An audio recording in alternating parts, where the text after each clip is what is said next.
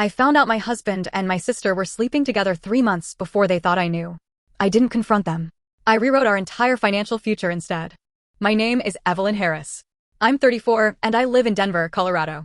I work as a data scientist. I analyze patterns for a living, healthcare trends, risk behavior, probability models. I'm trained to spot inconsistencies. I just didn't expect to run one on my own marriage. I was married to Theodore Wilson for 9 years. He's 38, a software developer. Logical. Confident. The kind of man who explains things even when you didn't ask. My younger sister is Mia Robinson. 31. Marketing manager. Charming. Social. She can walk into a room and own it within 5 minutes. The three of us used to look normal together. That changed after my grandmother passed away. She lived in Phoenix, Arizona. I flew down twice in her final month. When she died, I inherited just over $600,000. Not lottery money. Not generational wealth. But enough to pay off our house in Denver and still have capital left. Theodore's reaction wasn't grief for me. It was opportunity. We could leverage this, he said the night I told him the number. We were at our kitchen table. He had his laptop open before I finished speaking. Real estate. Duplex. Growing market. Phoenix is exploding. I told him I needed time. He nodded. Too quickly. Within a week, he had spreadsheets. Projected rental yields. Appreciation estimates. Tax benefits. It felt rehearsed. Mia got involved almost immediately. She invited me to coffee in Rhino and brought it up like it was her own idea. You know what's smart? Property in high-growth cities. Teachers I know are doing that instead of retirement accounts. It struck me as odd that both of them were pushing the same angle. I ignored it.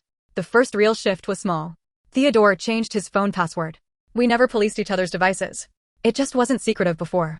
One night, I picked up his phone to check the weather before a run. It didn't unlock. New security update, he said casually. Company policy. I accepted it. 2 weeks later, I came home early from work. I'd wrapped a project downtown and decided to finish the day remotely. As I pulled into our driveway, I noticed Mia's car parked halfway down the block. Not in front of the house. Down the block. That detail lodged itself somewhere in my brain. When I walked inside, Theodore was in the kitchen. Mia leaned against the counter. There was a pause. Hey, Mia said brightly. I was just borrowing your blender. I had never offered her our blender. Theodore wouldn't meet my eyes. I didn't accuse them. I didn't ask questions. I started watching. Patterns got louder. Late-night deployments that required Theodore to step outside for calls. Mia texting him directly instead of in our sibling group chat. Inside jokes that didn't include me. At a family dinner in Portland with our parents, I saw Mia touch his arm during a laugh and leave her hand there too long. He didn't pull away. Maybe it was innocent. Except it kept happening. I told myself I was imagining things. Then I saw the message. It wasn't even intentional. I was working from home one Friday. Theodore left his laptop open on the dining table. I needed to print something, and the messaging app was already up. I didn't search. I just read. Mia, she still thinks it's just an investment. Theodore, we just need her to finalize it. Mia, after that, it'll be easier. I read it again. There were no hearts. No, I love you. Nothing explicit. It was worse. It was strategic. I scrolled. Mia, don't push too hard. She gets suspicious when pressured.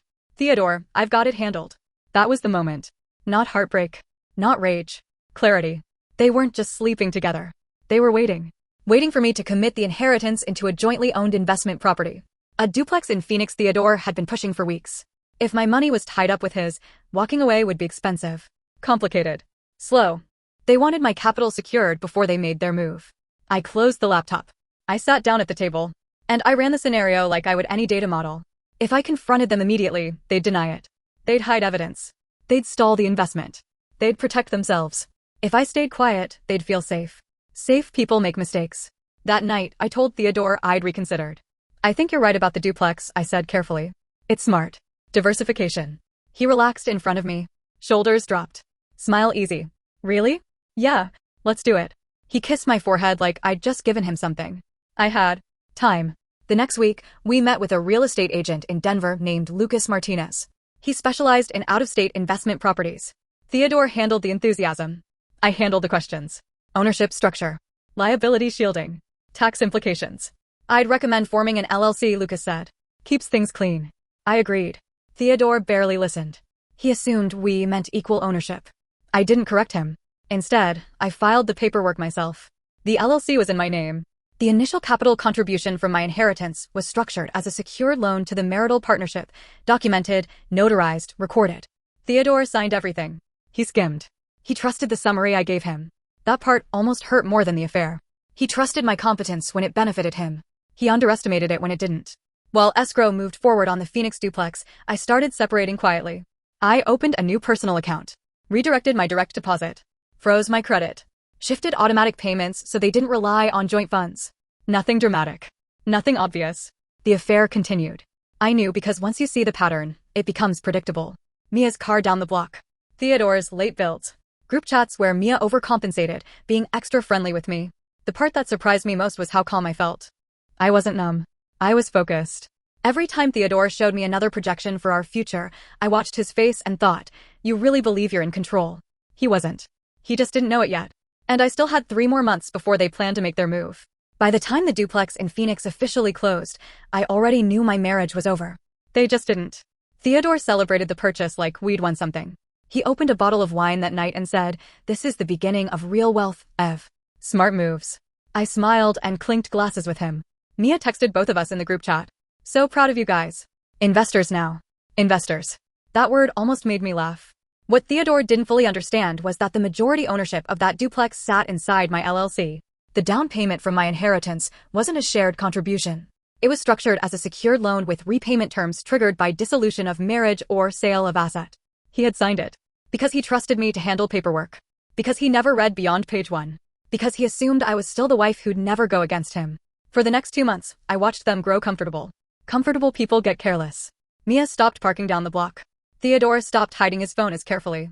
One night, I woke up at 1:30 a.m. and he wasn't in bed. I walked downstairs quietly and saw him outside on the patio, phone pressed to his ear, voice low. "I know," he said. "Just a little longer." He didn't hear me step back inside. I stopped checking his messages after that. I didn't need proof anymore. I had what mattered. Structure. Protection. Leverage. Theodore initiated the emotional exit. It happened on a Sunday afternoon. He was sitting across from me at the kitchen island, fingers laced together like he was about to deliver bad news at work. "I feel disconnected lately," he said. "Like we've grown in different directions." The audacity almost impressed me. "You mean since my grandmother died?" I asked calmly. He shifted. "It's not about that. I don't know if we're aligned anymore." Aligned. That word again. I suggested counseling. He hesitated, then agreed. Probably because it made him look like the reasonable one. We started seeing Sophia Williams, a therapist in Cherry Creek. The sessions were surreal. He talked about emotional distance, about my focus on finances, about how grief had changed me. Mia texted me after our second session. "Are you guys okay?" He seemed stressed. I stared at that message for a long time. She wanted updates on the man she was sleeping with. I replied, "We're working on it." While Theodore performed confusion in therapy, I finalized my exit. I met with a divorce attorney named Liam Johnson in downtown Denver. I brought a folder. LLC formation documents, loan agreement, closing paperwork, bank statements, screenshots of the messages I'd saved. He read quietly for almost 20 minutes. Then he looked up. "You've already protected yourself," he said. "Most people come in after the damage." "I analyze risk for a living," I told him. He nodded once. "You structured this well. The property isn't standard marital equity. The loan clause is clean. If he challenges it, it'll be expensive for him."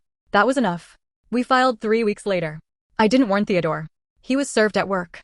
He called me immediately. "What is this?" he demanded. "Divorce papers? Are you serious?" "Yes." "You wanted counseling." "I wanted time," I said. "For what?" "To be sure." There was a long silence on the line. "Is this about money?" he asked. That question told me everything. "No," I said. "This is about trust." He didn't deny the affair. Not once. The real confrontation happened in our living room 2 days later. He came home early, pacing. "You blindsided me," he said. "I had 3 months," I replied. His face shifted. "What does that mean?" "I know about you and Mia." He froze. For a second, I saw calculation behind his eyes. Then damage control. "It's not what you think." "Don't," I said quietly. "Don't insult me." He sat down heavily. "It just happened," he muttered. "We didn't plan this." I almost smiled. "You planned the timing." He looked up sharply. "That's not." I saw the messages. I cut in. "You were waiting for the investment to finalize." Silence. That was the only confirmation I needed. "You used my inheritance as leverage," I continued. "That part bothers me more than the sex." He ran a hand through his hair. "It wasn't like that." "It was exactly like that." Mia went public a week later. Instagram. Photo of her and Theodore at a rental cabin in Austin, Texas. Caption about choosing happiness. The comments were immediate. I didn't respond online. Instead, I sent one email.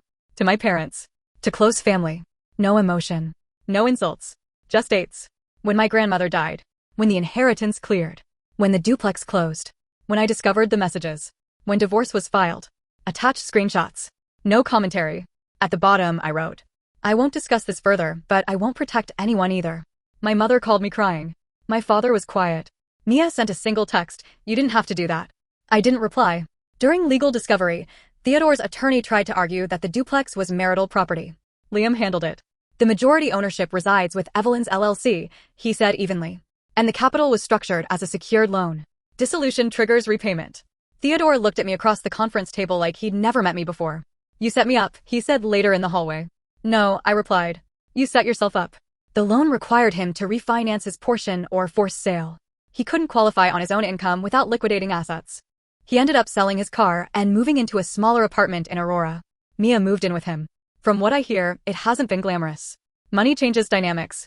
Secrets are easier than consequences. The house in Denver sold cleanly. The duplex in Phoenix remains under my LLC. Financially, I'm stable. Emotionally, it's quieter. People keep asking if I feel guilty for not confronting them immediately. For structuring everything before leaving. For letting them believe I was unaware. Sometimes, late at night, I do wonder. Would it have been more honest to explode? To expose them the moment I found out? Maybe. But honesty wasn't what they offered me. They offered strategy. I just answered in the same language. So here's the part one still turnover in my head. Did I protect myself? Or did I become just as calculated as they were?